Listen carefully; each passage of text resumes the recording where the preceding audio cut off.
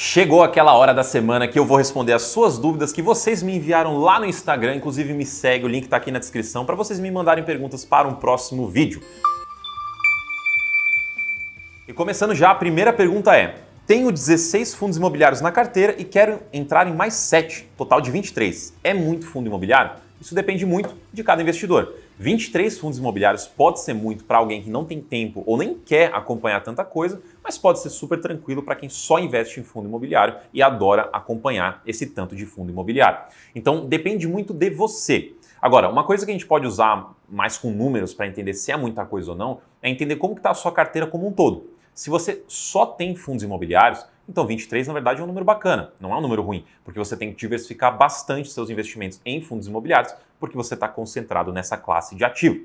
Agora, se você quer ter 23 fundos imobiliários e você tem 15 ações e você tem renda fixa, talvez você tenha até exterior e talvez você tenha alguma outra coisa, aí é muita coisa. Eu acho que você não consegue acompanhar tudo isso e você talvez deveria, pelo menos, revisar a sua carteira e entender se você realmente precisa ter tanta coisa na sua carteira, porque de fato é muita coisa, os 23 mais 15 mais um monte de coisa que você pode ter. Então avalie essas duas coisas. Número 1, sua capacidade de acompanhar. Se você está conseguindo acompanhar, está gostando, é isso que você quer? Tudo certo. Número 2, quantos ativos você tem na sua carteira como um todo? Você também consegue acompanhar tudo isso? Você está bem diversificado? Faz parte da estratégia? Se sim, tranquilo. E se você gosta desse tipo de pergunta, não se esquece de se inscrever no canal, deixa o seu like também, porque eu estou sempre fazendo esse tipo de vídeo e principalmente ativa o sininho para você receber a notificação dos próximos vídeos. Segunda pergunta: fundo imobiliário de CRI sempre tende a voltar para o preço do IPO?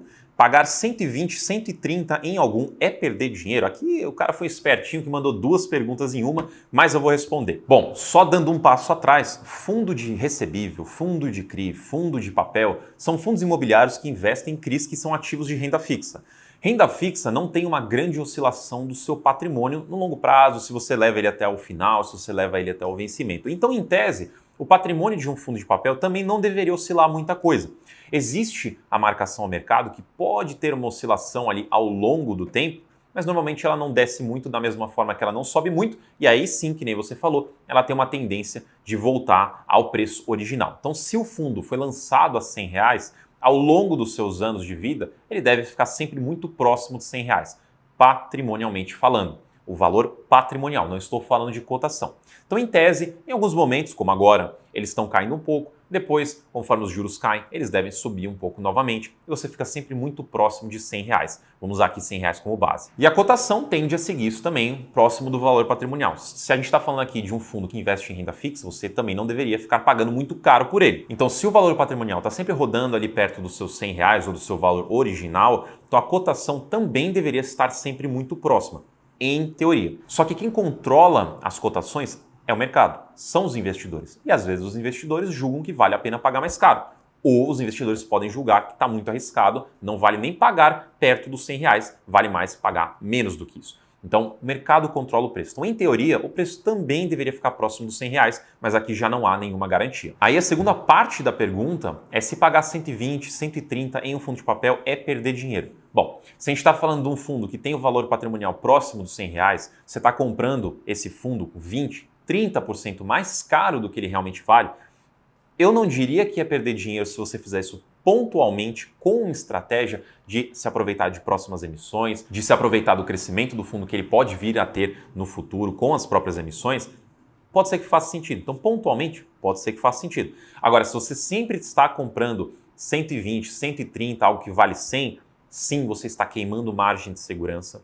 Sim, você está queimando dinheiro porque você não está otimizando o seu dinheiro. Você poderia investir em outra coisa mais descontada, ou pelo menos no preço mais justo, e otimizar esse dinheiro para comprar mais cotas dessa outra coisa. Só que você, nesse caso, no 120, 130, você estaria pagando mais caro, pagando mais do que aquilo realmente vale. E no longo prazo, você está queimando seu dinheiro sim. Fundo de papel, você não deveria pagar muito mais que o valor patrimonial. Pagar um pouquinho, 5%, 10% em alguns casos, tudo bem, não tem problema. Agora, pagar 20, 30 já é um absurdo. Pontualmente, nesse caso que eu falei, para conseguir se aproveitar de uma emissão, de um fundo que está sempre sendo negociado muito caro, pode valer a pena, mas é algo muito pontual, não é o padrão, não é o normal. No normal, no cenário normal, você deveria sempre se preocupar em pagar próximo ao VP. Quando estiver abaixo, potencialmente você tem uma oportunidade. Quando estiver acima, se estiver só um pouquinho acima, ainda pode ser que faça sentido, aí você precisa avaliar caso a caso. 120, 130 me parece um valor muito alto. Terceira pergunta. Os prejuízos acumulados em vendas de FIIs podem ir para o ano seguinte para compensar depois? Sim, você pode carregar. Então, se você foi lá, realizou uma venda, teve prejuízo e depois dessa venda você não vendeu mais nada e acabou o ano, então você ainda pode continuar carregando esse prejuízo para o ano seguinte para compensar algum lucro que você venha a ter naquele ano. Mas, detalhe importante, você tem que lembrar que esse prejuízo que você terminou aí o mês, que você virou o ano, você vai ter que colocar esse valor na sua declaração depois para que a Receita saiba que você teve um prejuízo e que você está carregando esse prejuízo, porque daí quando você fizer o abatimento desse prejuízo no lucro, tanto você quanto a Receita sabem que você está certinho. Se você não colocar esse prejuízo na sua declaração depois, a Receita não vai saber que você tinha esse prejuízo e ela vai julgar que você pagou menos imposto que você deveria. E aí você vai ter problema com a Receita. Então não se esqueça, tanto o prejuízo quanto o lucro, você vai ter que declarar isso depois. Ainda mais para você poder carregar o prejuízo para frente. Quarta pergunta. Fim de mês, os FIIs aumentam o valor da cota porque é a data próxima do anúncio dos dividendos? Bom, na verdade, quem aumenta o valor das cotas, quem valoriza as cotas é o mercado, são os investidores. Então, conforme vai chegando mais perto da data de anúncio dos rendimentos, muita gente quer comprar mais ali para poder receber esses rendimentos já no mês que vem. Então, há uma tendência de no fim do mês, para esses fundos que divulgam no fim do mês, a cotação deles aumentar. Isso é normal, mas depois que passa a data, depois que anuncia, tem uma tendência de voltar ao preço de novo para o que estava antes. Mas entenda que isso é um movimento do mercado, não é que o fundo está realmente valorizando, as pessoas estão enxergando mais valor, costuma-se estar mais atrelado ao fato de que vai pagar rendimento ali e tem pessoas que querem comprar naquela data para já receber logo em seguida. Mas depois a B3 faz uma correção do preço, porque quando tem o pagamento de rendimento, há uma correção na cotação dele na B3, na nossa Bolsa de Valores. Então saiba que no dia seguinte, muito provavelmente, o preço deve reajustar novamente para trás. Quinta pergunta. Estou enchendo o carrinho principalmente com fundos de papel todo mês, esperando subir. Estou errado? Bom, depende. Os fundos de papel realmente estão descontados em sua maioria. Então tem vários muito bons, muito interessantes, com valores descontados. Então se você estiver comprando esses bons, maravilha, está fazendo certinho.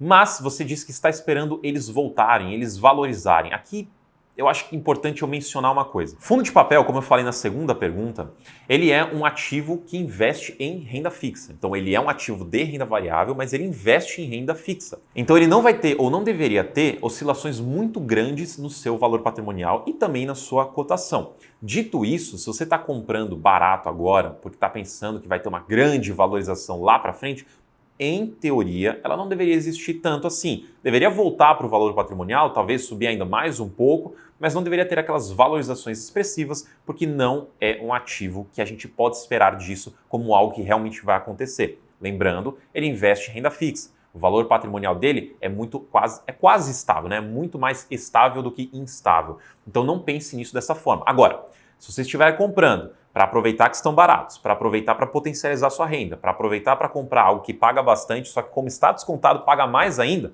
maravilha. Agora, questão de valorização, a valorização que você pode esperar é o retorno para o valor patrimonial. É o retorno e mais um pouquinho, talvez, porque tem a marcação do valor patrimonial que eventualmente vai acontecer. Então, essa valorização, show de bola. E essas foram as 5 perguntas, espero que você tenha curtido. Não se esquece de se inscrever no canal e me seguir lá no Instagram para você poder enviar perguntas para um próximo vídeo. E eu te vejo nesse próximo vídeo.